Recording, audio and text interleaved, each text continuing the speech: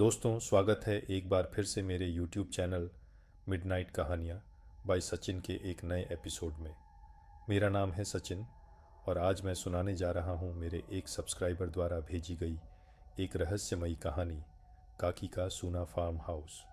यह कहानी मुझे रामनगर उत्तराखंड से सूरज गोस्वामी जी ने भेजी है। अगर आपके पास भी कोई सच्ची या डरावनी कहानी है तो आप मुझे इंस्टाग्राम पर भेज सकते हैं। तो चलिए बिना समय गंवाए कहानी शुरू करते हैं। जुलाई 1990, बरसात की पहली रात, उत्तर भारत का एक छोटा सा गांव बेहरवा। उस रात बादल कुछ ज़्यादा ही नीचे उतर आए थे। बारिश रुक रुक कर गिर रही थी और हवा में मिट्टी नहीं, सीलन और सन्नाटा महक रहा था। गांव के आखिरी छोर पर एक बड़ा लेकिन वीरान फार्म हाउस खड़ा था। लोग दिन में भी उसके पास जाने से बचते थे। उसे सब एक ही नाम से जानते थे, काकी का फार्म हाउस। काकी कौन थी? बहुत साल पहले वहाँ एक बूढ़ी औरत रहती थी, अकेली, न कोई परिवार, न सहारा, न घर। गांव वाले उसे बस काकी कहते थे। वह रोज़ किसी न किसी के दरवाजे पर जाती और धीरे से कहती, बेटा एक रोटी दे दे, 2 दिन से कुछ नहीं खाया। शुरू में लोग दे देते थे, फिर देने लगे आधी, फिर मना करने लगे और एक दिन दरवाजे बंद होने लगे। वह आखिरी रात भारी बारिश थी। काकी उस रात पूरे गांव में घूमी, हर दरवाज़ा खटखटाया, लेकिन किसी ने दरवाज़ा नहीं खोला। सुबह खेत के पास उसकी लाश मिली, आंखें खुली हुई, जैसे अब भी पूछ रही हों, रोटी लाए हो? गांव वालों ने जल्दी में उसे फार्म हाउस के पीछे कुएं के पास दफना दिया और बात वहीं ख़त्म मान ली। पर बात ख़त्म नहीं हुई थी। घटनाएं शुरू हुईं। उसके बाद गांव में अजीब चीज़ें होने लगीं। खाना खुद ब खुद कम होने लगा।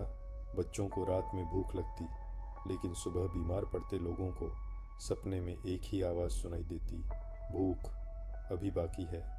30 साल बाद गंगाराम का बेटा कुबेर शहर से लौटकर उसी फार्म हाउस में रहने आ गया, पत्नी गीता और बेटी मिनी के साथ। पहली ही रात मिनी ने खिड़की से बाहर देखा और बोली, मम्मी, दादी बैठी हैं बाहर।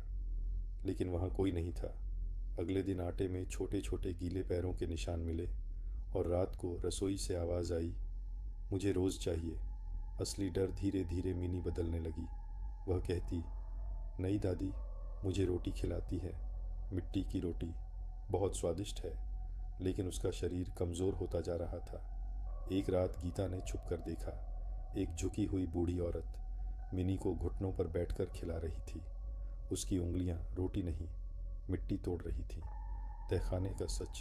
फार्म हाउस के नीचे एक बंद तहखाना मिला।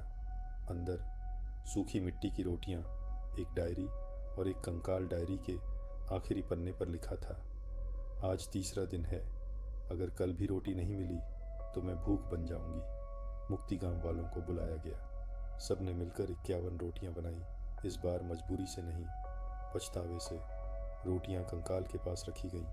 रात 11 बजे ठंडी हवा चली, दिया बुझा और धुएं से एक आकृति बनी। काकी बैठकर खाने लगी, हर निवाले के साथ रोती रही। आखिरी रोटी खत्म होते ही उसने मिनी के सिर पर हाथ रखा और पहली बार उसके चेहरे पर शांति थी।